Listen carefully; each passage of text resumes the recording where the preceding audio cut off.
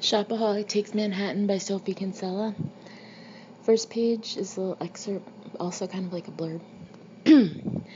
Shopping anywhere is great, but the advantages of doing it abroad are: 1. You can buy things you can't get in Britain. 2. You can name drop when you get home.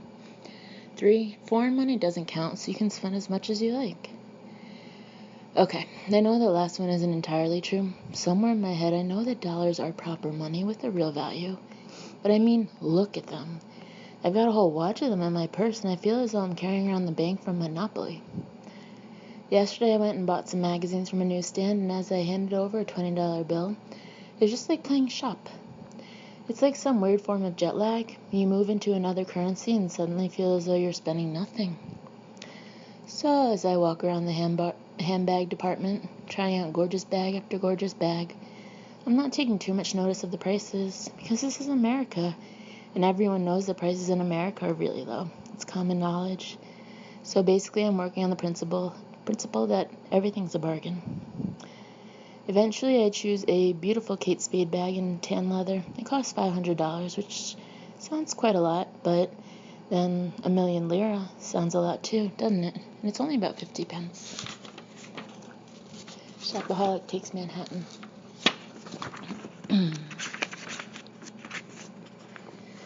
And then the book starts with some letters from first one. Enwich Bank, Fulham Branch, 3 Fulham Road, London, SW6 9JH. To Ms. Rebecca Bloomwood, Flat 2, 4 Burney Road, London, SW6 8FD. 18 July 2000. Dear Ms. Bloomwood, thank you for your letter of 15 July. It is true that we have known each other a long time, and I am pleased that you consider me more than just a bank manager. I agree that friendship is important, and was glad to hear that you would always lend me money should I need it. However, I cannot reciprocate, as you suggest, by wiping £1,000 off your overdraft, quote-unquote, accidentally on purpose. I can assure you the money would be missed. Instead, I am prepared to extend your overdraft limit by another £500, taking it up to £4,000, and suggest that we meet before too long to discuss your ongoing financial needs. Yours sincerely, Derek Smith, Manager. Another letter from Enwich Bank to Miss Rebecca Bloomwood, 23 July 2000. Dear Miss Bloomwood, I am glad that my letter of 18 July proved helpful. I should, however, be grateful if you refrain from referring to me personally on your television show as Sweetie Smithy and the best bank manager in the world. Although naturally I am pleased you feel this way, my superiors are a little anxious at the image of Enwich Bank which is being presented, and have asked that I write to you on the matter. With all best wishes, Derek Smith, Manager. And then another letter from Enwich Bank, 20 August 2000.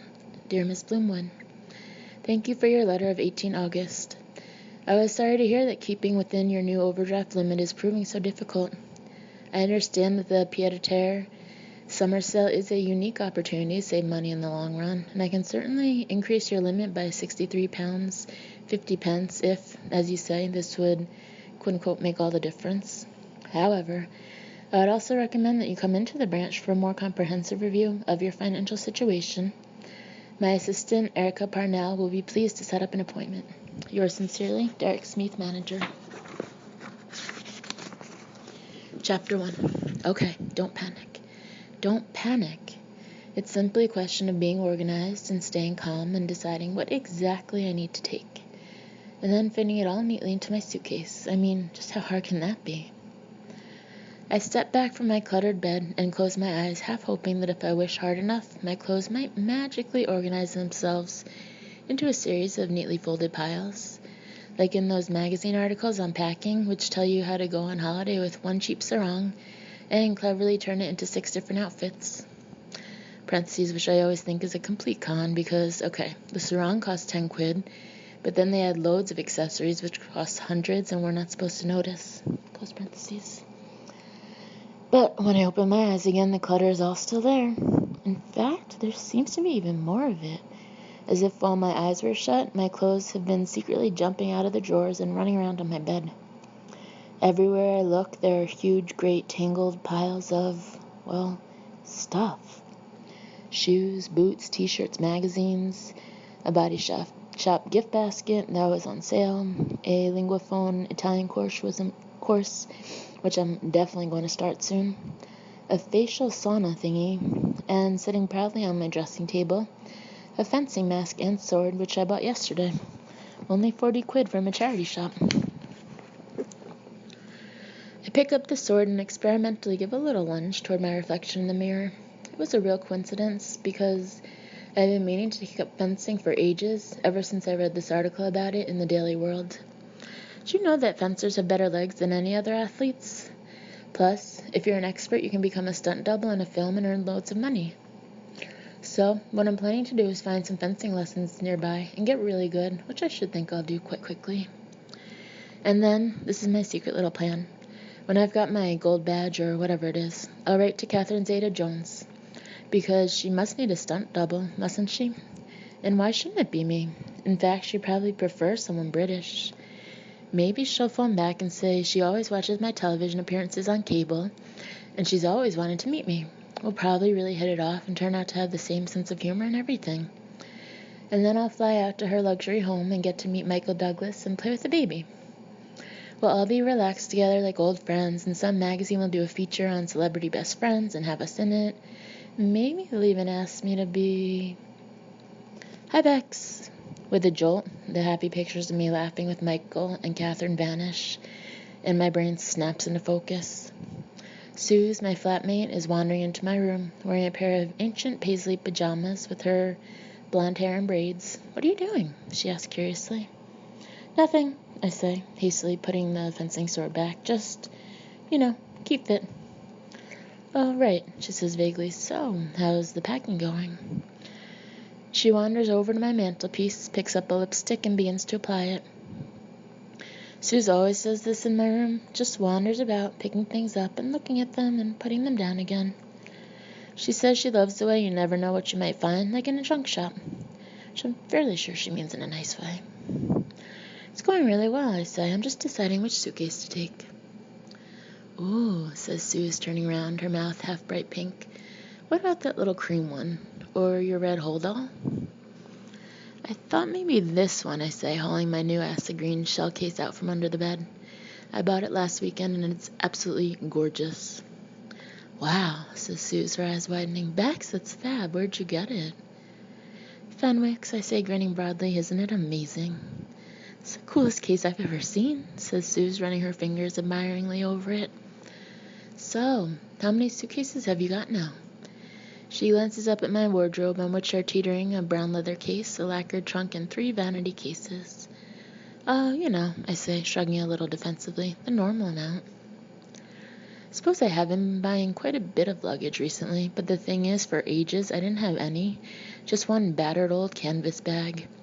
Then, a few months ago, I had an incredible revelation in the middle of Harrods, a bit like St. Paul on the road to Mandalay. Luggage. And since then, I've been making up for all the lean years. Besides which, everyone knows luggage isn't an investment. I'm just making a cup of tea, says Suze. Do you want one? Ooh, yes, please, I say. And a Kit Kat? Suze grins. Definitely a Kit Kat. Recently, we had this friend of Suze's to stay on our sofa, and when he left, he gave us this huge box full of 100 Kit Kats, which is such a great thank you present, but it means all we eat all day long is Kit Kats. Still, as Suze pointed out last night, the quicker we eat them, the quicker they'll be gone. So in a way, it's healthier just to stuff in as many as possible right away. Suze ambles out of the room, and I turn to my case. Right, concentrate, packing. This really shouldn't take long. All I need is a very basic, pared-down capsule wardrobe for a romantic mini-break in Somerset. I've even written out a list, which should make things nice and simple. Jeans, 2 pairs. Easy, scruffy and not quite so scruffy. T-shirts. Actually make the 3 pairs of jeans. I've got to take my new diesel ones. They're just so cool, even if they are a bit tight. I'll just wear them for a few hours in the evening or something. T-shirts. Oh, and my embroidered cutoffs from Oasis, because I haven't worn them yet. But they don't really count because they're practically shorts. And anyway, jeans hardly take up any room, do they? Okay, that's probably enough jeans. I can always add some more if I need to.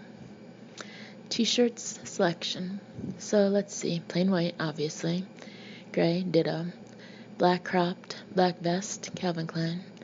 Other black vest, warehouse, but actually looks nicer. Pink sleeveless, pink sparkly, pink. I stop, halfway through transferring folded up t-shirts into my case. This is stupid. How am I supposed to predict which t-shirts I'm going to want to wear? The whole point about t-shirts is you choose them in the morning according to your mood, like crystals or aromatherapy oils. Imagine if I woke up in the mood for my Elvis's Groovy t-shirt and I didn't have it with me. I think I'll just take them all. I mean, a few t-shirts aren't going to take up much room. I'll hardly even notice them. I tipped them all into my case and add a couple of cropped bra tops for luck. Excellent. This capsule approach is working really well. Okay, what's next? 10 minutes later, Suze wanders back into the room, holding 2 mugs of tea and 3 Kit Kats to share. Parentheses, we've come to agree that 4 sticks, frankly, doesn't do it. Here you are, she says, and gives me a closer look. Bex, are you okay? I'm fine, I say, rather pink in the face. I'm just trying to fold up this insulated vest a bit smaller. I've already packed a denim jacket and a leather jacket, but you just can't count on September weather, can you? I mean, at the moment it's hot and sunny, but it might well start snowing tomorrow. And what happens if Luke and I go for a really rustic country walk? Besides which, I've had this gorgeous Patagonia vest for ages, and I've only worn it once. I try to fold it again, but it slithers out of my hands and onto the floor. Gosh, this reminds me of camping trips with the brownies, trying to get my sleeping bag back into its tube. How long are you going for again? Asked Suze. 3 days. I give up trying to squash the vest into the size of a matchbox, and it springs jauntily back into shape. Discomfited, I sink onto the bed and take a sip of tea. What I don't understand is, how do other people manage to pack so lightly? You see business people all the time, striding onto planes with only a tiny shoebox suitcase on wheels. How do they do it? Do they have magic shrinking clothes? Why don't you take your hold all as well, suggests Suze. Do you think? I look uncertainly at my overflowing suitcase. Come to think of it, maybe I don't need 3 pairs of boots or a fur stole. Then suddenly it occurs to me that Suze goes away nearly every weekend, and she only takes a tiny squashy bag. Suze, how do you pack? Do you have a system? I don't know, she says vaguely. Suppose I still do what they taught us at Miss Burton's. You work out an outfit for each occasion and stick to that. She begins to tick off on her fingers, like driving outfit, dinner, sitting by the pool, game of tennis. She looks up. Oh yes, and each garment should be used at least 3 times. Gosh, Suze is a genius. She knows all this kind of stuff. Her parents sent her to Miss Burton's Academy when she was 18, which is some posh place in London where they teach you things like how to talk to a bishop and get out of a sports car in a miniskirt. She knows how to make a rabbit out of chicken wire, too. Quickly, I start to jot some broad headings on a piece of paper. This is much more like it. Much better than randomly stuffing things into a case. This way I won't have any superfluous clothes, just the bare minimum. Outfit 1, sitting by pool, parentheses sunny. Outfit 2, sitting by pool, parentheses cloudy. Outfit 3, sitting by pool, parentheses bottom looks huge in morning. Outfit 4, sitting by pool, parentheses someone else has same swimsuit. Outfit 5. The phone rings in the hall, but I barely look up. I can hear Suze talking excitedly. Then a moment later, she appears in the doorway, her face all pink and pleased. Guess what? She says, guess what? What? Vox Beautiful has sold out of my frames. They just phoned up to order some more. Oh, Suze, that's fantastic, I shriek. I know. She comes running over and we have a big hug and sort of dance about before she realizes she's holding a cigarette and is about to burn my hair. The amazing thing is, Suze only started making photograph frames a few months ago, but already she's supplying 4 shops in London and they're doing really well. She's been in loads of magazines and everything, which isn't surprising because her frames are so cool. Her latest range is in purple tweed and they come in these gorgeous gray sparkly boxes all wrapped in bright turquoise tissue paper. Parentheses, I helped choose the exact color, by the way. Close parentheses.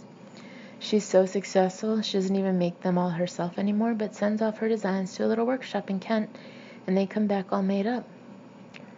So, have you finished working your wardrobe out? She says, taking a drag on her cigarette. Yes, I say, brandishing my sheet of paper at her. I've got it all sorted out, down to every last pair of socks. Well done. And the only thing I need to buy, I add casually, is a pair of lilac sandals. Lilac sandals? I look up innocently. Yes, I need some, just a nice cheap little pair to pull a couple of outfits together. Oh, right, says Susan, pauses, frowning slightly. Bex, weren't you talking about a pair of lilac sandals last week? Really expensive from L.K. Bennett? Was I? I feel myself flush a little. I don't remember. Maybe anyway. Bex, Suze gives me a suddenly suspicious look. Now, tell me the truth. Do you really need a pair of lilac sandals, or do you just want them? No, I say defensively. I really need them. Look. I take out my clothes plan, unfold it, and show it to Suze. I have to say I'm quite proud of it. It's quite a complicated flowchart, all boxes and arrows and red asterisks. Wow, says Suze. Where'd you learn how to do that? At university, I say modestly. I got my degree in business and accounting, and it's amazing how often it comes in handy.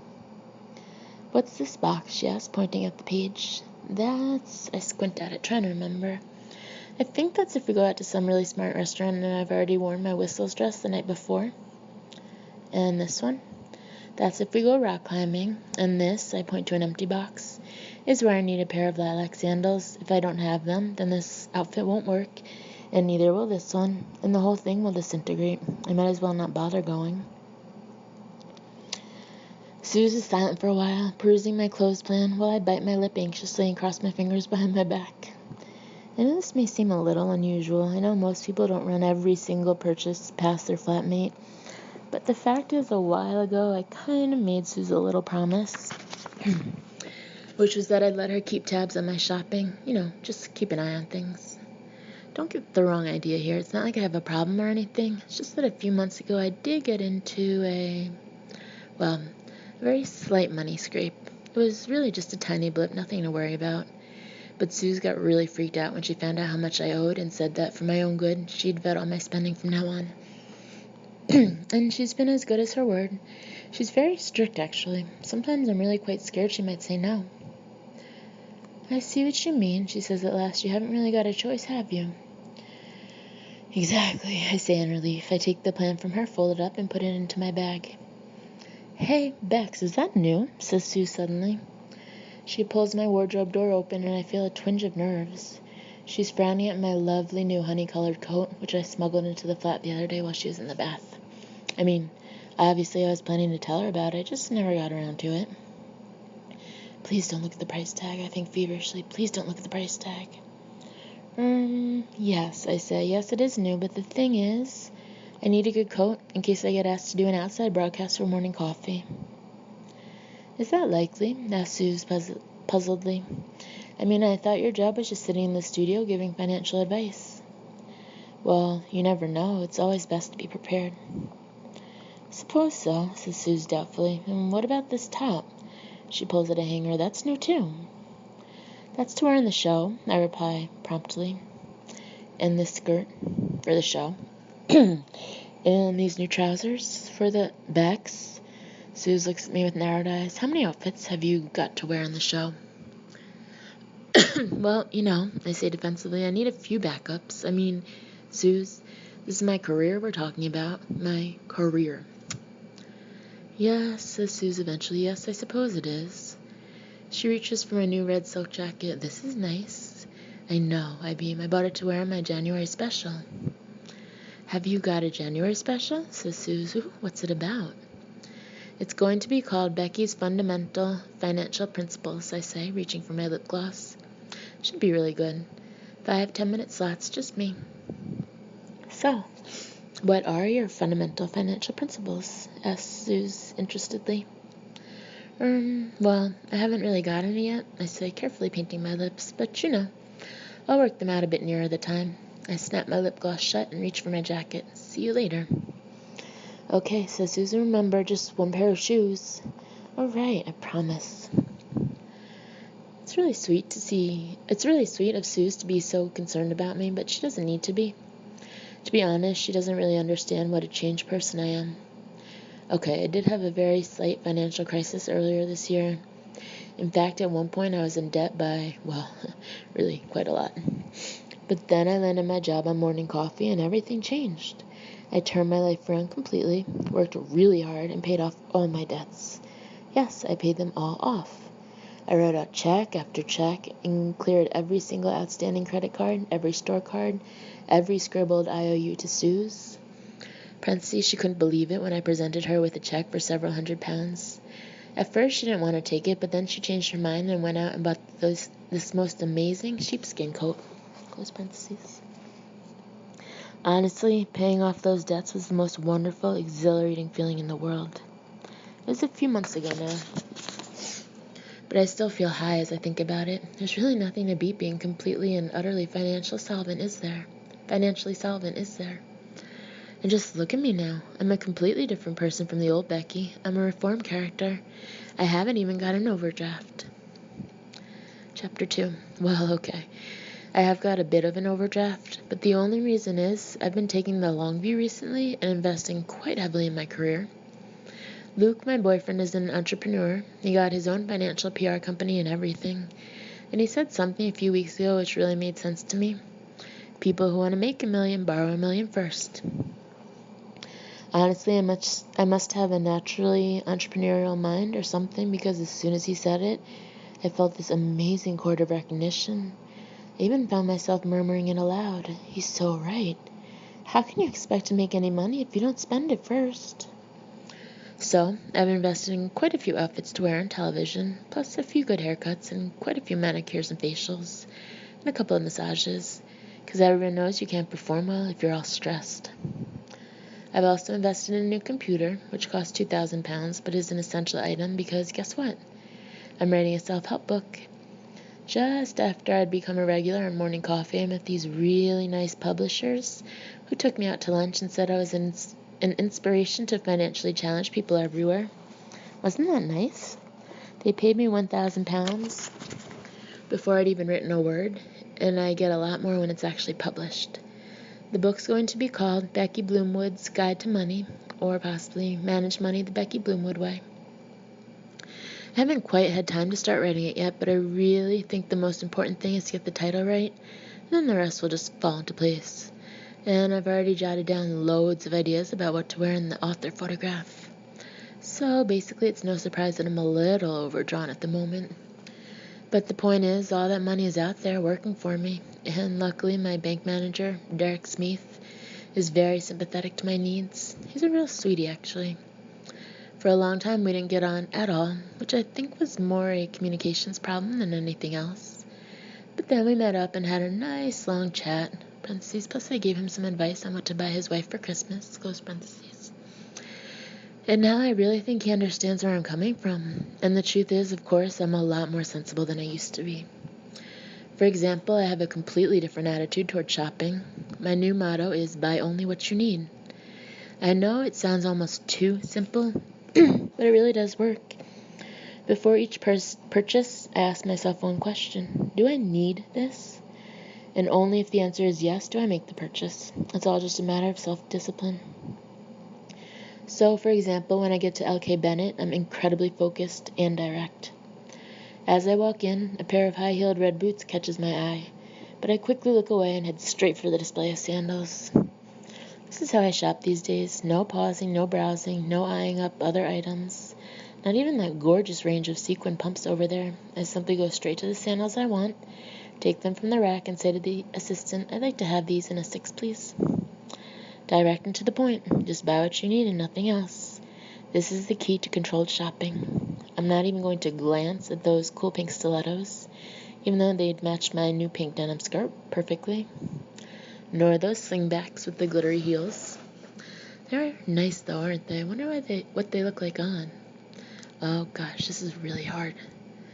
What is it about shoes? I mean, I like most kinds of clothes, but a good pair of shoes can just reduce me to jelly.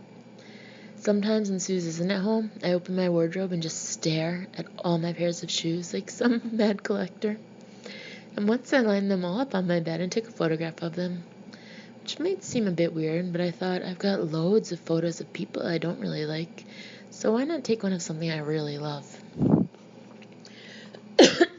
Here you are. Thank goodness the assistant is back with my lilac sandals in a box, and as I see them, my heart leaps. Oh, these are gorgeous, gorgeous. All delicate and strappy with a tiny little blackberry by the toe.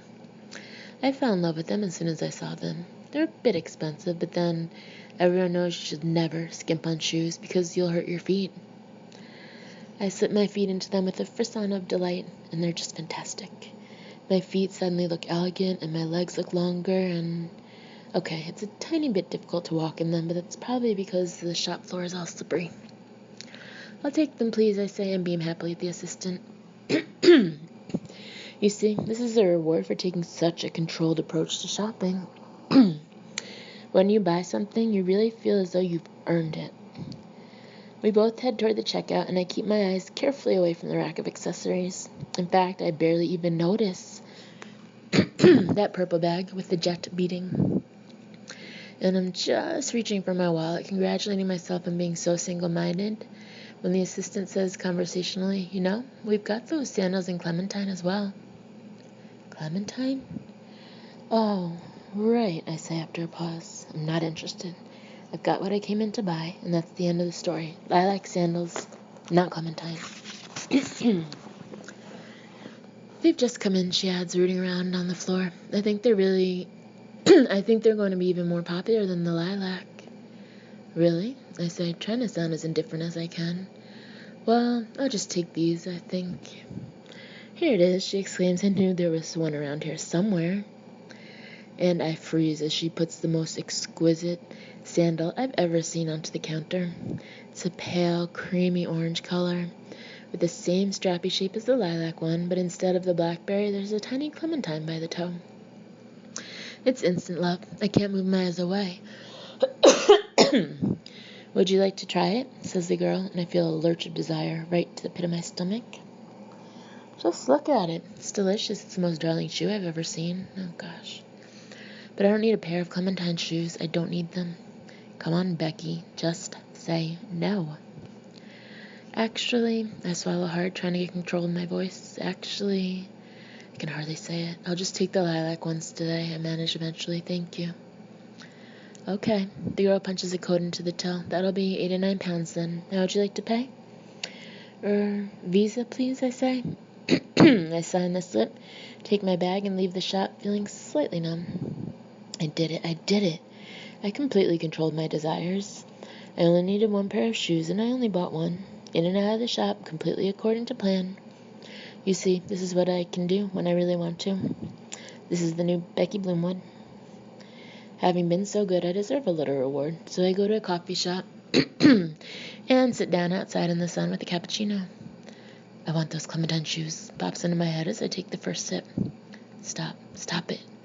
Think about something else. Luke, the holiday, our first ever holiday together. Gosh, I can't wait. I've been wanting to suggest a holiday ever since Luke and I started going out, but he works so hard. It would be like asking the Prime Minister to give up running the country for a bit. Parentheses, except come to think of it, he does that every summer, doesn't he? So why can't Luke? Close parentheses. Luke's so busy he hasn't even met my parents yet, which I'm a bit upset about. They asked him over for Sunday lunch a few weeks ago, and Mom spent ages cooking. Or at least she bought apricot stuffed loin of pork from Sainsbury's and our really posh chocolate meringue pudding.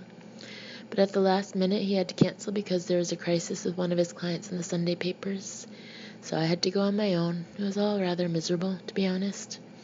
You could tell Mom was really disappointed, but she kept saying brightly, "Oh, well, it was only a casual arrangement." Which it wasn't.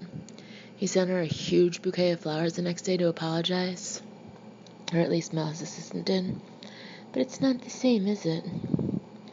The worst bit was that our next-door neighbors, Janice and Martin, popped in for a glass of sherry, quote-unquote, to meet the famous Luke, as they put it. And when they found out he wasn't there, they kept giving me all these pitying looks tinged with smugness because their son Tom is getting married to his girlfriend Lucy next week. And I have a horrible suspicion that they think I have a crush on him. Parentheses, which I don't. In fact, quite the reverse. I actually turned him down when we were teenagers, but once people believe something like that, it's completely impossible to convince them otherwise. Hideous, close parentheses. When I got upset with Luke, he pointed out that I've never met his parents either, but I have once, although very briefly. And anyway, it's not the same thing because his family lives miles away, and it's all much more complicated. To be honest, I find Luke's family setup just a tad weird. He's got a dad and a stepmom in Britain who brought him up with his 2 half-sisters, and whom he calls Mom and Dad. And then he's got his real mom, Eleanor, who left his dad when he was little, married some rich American, and left Luke behind. Then she left the rich American and married another, even richer American, and then, was there another one? Anyway, the point is she lives in New York, so of course I haven't met her. And the rest of his family is in Devon. Not exactly handy for a quick Sunday lunch. I said all this to Luke, and I think he got my point, and at least he's making the effort to come on this little holiday. It was Mel, actually, who suggested the weekend idea. She told me Luke hadn't had a proper holiday for 3 years, and maybe he had to warm up to the idea. So I stopped talking about holidays and started talking about weekends away, and that did the trick. All of a sudden, Luke told me to set aside this weekend. He booked the hotel himself and everything. I'm so looking forward to it. We'll just do nothing but relax and take it easy and actually spend some time with each other for a change. Lovely. I want those Clementine shoes. Stop it. I take another sip of coffee, lean back, and force myself to survey the bustling street. People are striding along, holding bags and chatting. There's a girl crossing the road with nice trousers on, which I think come from Nicole Fari. And, oh gosh, a middle-aged man in a dark suit is coming along the road toward me, and I recognize him. It's Derek Smith, my bank manager. Oh, and I think he's seen me. Okay, don't panic, I instruct myself firmly. There's no need to panic. Maybe once upon a time I would have been thrown by seeing him. I might have tried to hide behind a menu or perhaps even run away, but that's all in the past. These days, Sweetie Smithy and I have a very honest and amicable relationship. Still, I find myself shifting my chair slightly farther away from my L.K. Bennett bag, as though it hasn't got anything to do with me. Hello, Mr. Smith, I say brightly as he approaches. How are you? Very well, says Derek Smith, smiling. And you? Oh, I'm fine, thanks. Would you like a coffee? I add politely, gesturing to the empty chair opposite me. I'm not really expecting him to say yes, but to my astonishment, he sits down and picks up a menu. How civilized is this? I'm having coffee with my bank manager at a pavement cafe. Maybe I'll find a way to work this into my morning coffee slot. I myself prefer the informal approach to personal finance, I'll say, smiling warmly into the camera, and my own bank manager and I often share a friendly cappuccino as we discuss my current financial strategies. As it happens, Rebecca, I've just written a letter to you, says Derek Smith as a waitress puts an espresso down in front of him. Suddenly his voice is more serious and I feel a small lurch of alarm. Oh gosh, what have I done now? You and all my customers, he adds, to tell you that I'm leaving. What? I put my coffee cup down with a little crash. What do you mean, leaving? I'm leaving Enwich Bank. I've decided to take early retirement. But I stare at him appalled. Derek Smith can't leave Enwich Bank. He can't just leave me in the lurch, just as everything was going so well. I mean, I know we haven't always exactly seen eye to eye, but recently we've developed a really good rapport. He understands me. He understands my overdraft. What am I going to do without him? Aren't you too young to retire? I say, aware of the dismay in my voice. Won't you get bored? He leans back in his chair and takes a sip of espresso. I'm not planning to give up work altogether, but I think there's a little more to life than looking after people's bank accounts, don't you? Fascinating though some of them have been. Well, yes, of course, and I'm glad for you, honestly. I shrug, a little embarrassed, but I'll miss you. Believe it or not, he says, smiling slightly, I think I'll miss you too, Rebecca. Yours has certainly been one of the most interesting accounts I've dealt with. He gives me a penetrating look, and I feel myself flush. Slightly. Why does he have to remind me of the past? The point is that's all over. I'm a different person now. Surely one should be allowed to turn over a new leaf and start again in life. Your new career in television seems to be going well, he says, taking a sip of espresso. I know, it's so great, isn't it? And it pays really well, I add, a little pointedly. Your income has certainly gone up in recent months. He puts down his coffee cup and my heart sinks slightly. However, I knew it. Why does there always have to be a however? However, repeats Derek Smith, your outgoings have also risen substantially. In fact, your overdraft is now higher than it was at the height of your, shall we say, your excesses. Excesses? That is so mean. You really must make more effort to keep within your overdraft limit, he's saying now, or, even better, pay it off. I know, I say vaguely. I'm planning to. I've just spotted a girl on the other side of the road with an L.K. Bennett bag. She's holding a great big bag with 2 shoeboxes in it. If she's allowed to buy 2 pairs of shoes, then why aren't I? What's the rule that says you can only buy 1 pair of shoes at a time? I mean, it's so arbitrary. What about your other finances? Derek Smith is asking. Do you have any store card bills, for example? No, I say with a tinge of smugness. I paid them all off months ago. And you haven't spent anything since? Only bits and pieces, hardly anything. And what's 90 quid, really, in the greater scheme of things? The reason I'm asking you these questions, says Derek Smith, is that I feel I should warn you. The bank is restructuring somewhat, and my successor, John Gavin, may not have quite the same relaxed approach which I have taken toward your account. I'm not sure you're aware quite how lenient I have been with you. Really? I say, not really listening. I mean, suppose I took up smoking, I'd easily spend 90 quid on cigarettes without even thinking about it, wouldn't I? In fact, think of all the money I've saved by not smoking. Easily enough to afford 1 little pair of shoes. He's a very capable man, Derek Smith is saying, but also very rigorous, not particularly known for his flexibility. Right, I say, nodding absently. I would certainly recommend that you address your overdraft without delay. He takes a sip of coffee and tell me, have you done anything about taking out a pension? I went to visit that independent advisor you recommended. And did you fill in any of the forms? Unwillingly, I drag my attention back to him. Well, I'm just considering my options, I say, and put on my wise financial expert look. There's nothing worse than rushing into the wrong investment, you know, particularly when it comes to something as important as a pension. Very true, says Derek Smith, but don't spend too long considering it, will you? Your money won't save itself. I know, I say, and take a sip of cappuccino. Now I feel a bit uncomfortable. Maybe he's right. Maybe I should put 90 pounds into a pension fund instead of buying another pair of shoes. But on the other hand, what good is a pension fund of 90 pounds? I mean, it's not exactly going to keep me in my old age, is it? 90 measly quid. And by the time I'm old, the world will probably have blown up or something. Whereas a pair of shoes is tangible. It's there in your hand. Oh, sod it. I'm going to get them. Mr. Smith, I have to go, I say abruptly, putting down my cup. There's something I have to do.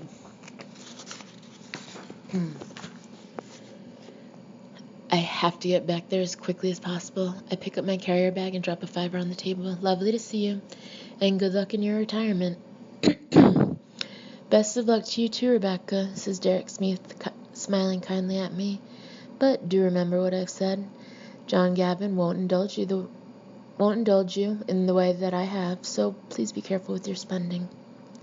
I will, I say brightly, and without quite running, I'm off down the street as quick as I can back to L.K. Bennett. Perhaps, strictly speaking, I didn't exactly need to buy a pair of Clementine shoes, but what occurred to me while I was trying them on was I haven't actually broken my new rule, because the point is I will need them. After all, I will need new shoes at some point, won't I? Everyone needs shoes. And surely it's far more prudent to stock up now in a style I really like than to wait until my last pair wears out, then find nothing nice in the shops. It's only sensible. It's like hedging my future position in the shoe market. As I come out of L.K. Bennett, gleefully grasping my 2 shiny new bags, there's a warm, happy glow all around me, and I'm not in the mood to go home. So I decide to pop across the street to Gifts and Goodies. This is one of the shops that carries Susie's frames, and I have a little habit of going in whenever I pass just to see if anyone's buying one. I push the door open with a little ping and smile at the assistant who looks up. This is such a lovely shop. It's all warm and scented and full of gorgeous things like chrome wine racks and etched glass coasters. I sidle past a shelf of pale mauve leather notebooks and look up, and there they are. 3 purple tweed photo frames made by Suze. I still get a thrill every time I see them. And oh my gosh, I feel a sudden zing of excitement. There's a customer standing there and she's holding one. She's actually holding one.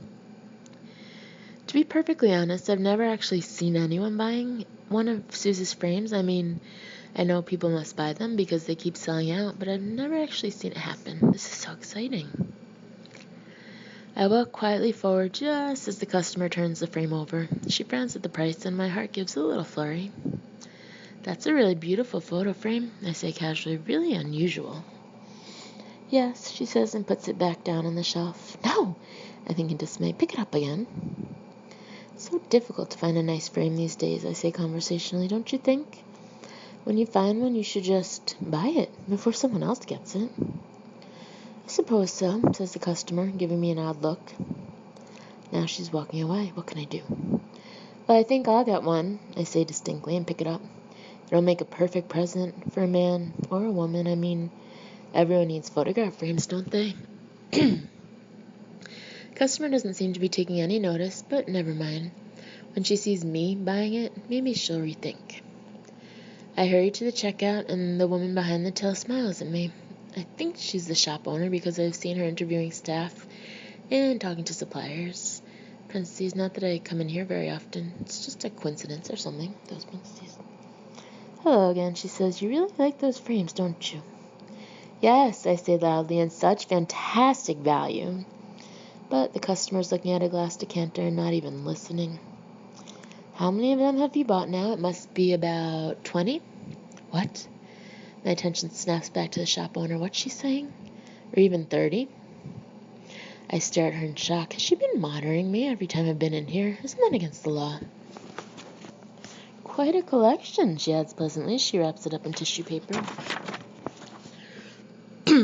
I've got to say something or she'll get the idea that it's me buying all Susie's frames instead of the general public, which is ridiculous. I ask you, 30. I've only bought about 4, 5 maybe. I haven't got that many, I say hurriedly. I should think you've been mixing me up with other people. And I didn't just come in to buy a frame. I laughed to show her what a ludicrous idea that is. I actually wanted some of these, too. I grab randomly at some big carved wooden letters in a nearby basket and hand them to her. She smiles and starts laying them out on tissue paper one by one. P-T-R-R. She stops and looks at the letters puzzledly. Were you trying to make Peter? Oh, for gosh sakes, does there always have to be a reason to buy things? Yes, I say, for my godson. He's 3. Lovely. Here we are, then. 2 E's, and I'll take away 1 R. She's looking at me kindly as if I'm a complete halfwit, which I suppose is fair enough since I can't spell Peter, and it's the name of my own godson. That'll be 48 pounds, she says as I reach for my purse. You know, if you spend 50 pounds, you'll get a free scented candle. Really? I look up with interest. I could do with a nice scented candle, and for the sake of 2 pounds... Sure, I could find something, I say, looking vaguely around the shop. Spell out the rest of your godson's name in wooden letters, suggests the shop owner helpfully. What's his surname? Wilson, I say without thinking. Wilson. And to my horror, she begins to root around in the basket. W, L. Here's an O. Actually, I say quickly. Actually, better not, because actually his parents are divorcing and he might be changing his surname. Really, says the shop owner and pulls a sympathetic face as she drops the letters back in. How awful. Is it an acrimonious split then? Yes, I say, looking around the shop for something else to buy. Very. His mother ran off with the gardener. Are you serious? The shop owner is staring at me, and I suddenly notice a couple nearby listening as well. She ran off with the gardener? He was very hunky, I improvised, picking up a jewelry box and seeing that it cost 75 pounds. She couldn't keep her hands off him. The husband found them together in the tool shed. Anyway. Goodness me, says the shop owner. That sounds incredible. It's completely true, chimes in a voice from across the shop. What? My head whips round, and the woman who was looking at Suze's frames is walking toward me. I assume you're talking about Jane and Tim, she says. Such a terrible scandal, wasn't it? But I thought the little boy was called Toby. I stare at her, unable to speak. Maybe Peter's his baptismal name, suggests the shop owner and gestures to me. This is his godmother. Oh, you're the godmother, exclaims the woman. Yes, I've heard all about you. This isn't happening. Now perhaps you can tell me. The woman comes forward and lowers her voice confidentially. Did Tim accept Maud's offer? I look around the silent shop. Everyone is waiting for my answer. Yes, he did. Actually, I think I'll pay by cash. I fumble in my purse and plonk 50 pounds on the counter. Keep the change. What about your scented candle? Says the shop owner. You can choose from vanilla, sandalwood. Never mind, I say, hurrying toward the door. Wait, calls the woman urgently. What happened to Ivan? He emigrated to Australia, I say, and slam the door behind me. Gosh, that was a bit close. I think I'd better go home. As I reach the corner of our road, I pause and do a little rearranging of my bags, which is to say, I put them all in one L.K. Bennett carrier and push them down until you can't see them. But it's not that I'm hiding them or anything. Kind of hoping I'll be able to scuttle into my room without Sue seeing me, but as I open the front door, she's sitting on the floor of the hall parceling something up. Hi, she says. Did you get the shoes? Yes, I say brightly, absolutely. Right size and everything. Let's have a look then. I'll just unpack them, I say casually, and head toward my room, trying to keep relaxed. But I know I look guilty. I'm even walking guiltily. Bex, she says suddenly, what else is in that bag? It's not just one pair of shoes. Bag? I turn as though in surprise. Oh, this bag. Just a few bits and pieces, odds and ends. I tail away guiltily as Suze folds her arms looking as stern as she can. Show me. Okay, listen, I say in a rush. I know I said only one pair, but before you get angry, just look. I reach into my second L.K. Bennett bag, slip open the box, and slowly pull out one of the clementine sandals. Just look at that. Oh my gosh, breathes Sue, staring at it. That's absolutely stunning. She takes it from me and strokes the soft leather gently. Then suddenly her stern expression returns. But did you need them? Yes, I say defensively, or at least I was just stocking up for the future, like a kind of investment. An investment? Yes, and in a way it's saving money, because now I've got these, I won't need to spend any money on shoes next year. None. Really? Says Sue suspiciously. None at all? Absolutely. Honestly, Suze, I'm going to live in these shoes. I won't need to buy any more for at least a year, probably 2.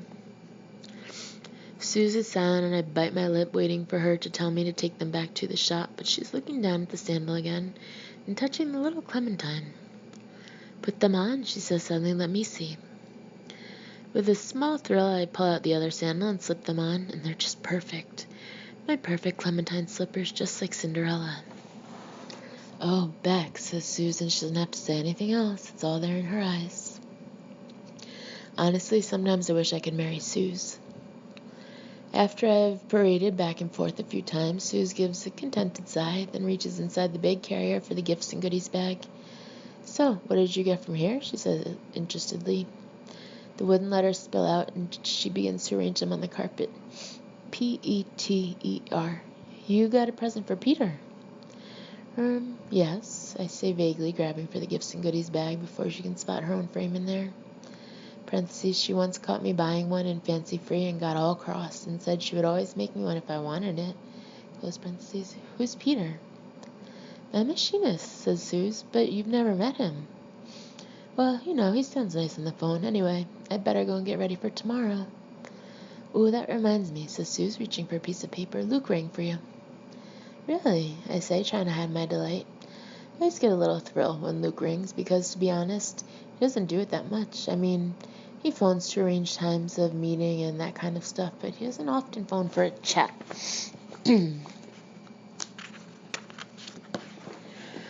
Sometimes he sends me emails, but they're not what you'd call chatty. More, well, I don't exactly want to give away our intimate secrets, but put it like this. The first time I got one, I was quite shocked, but I sort of look forward to them now.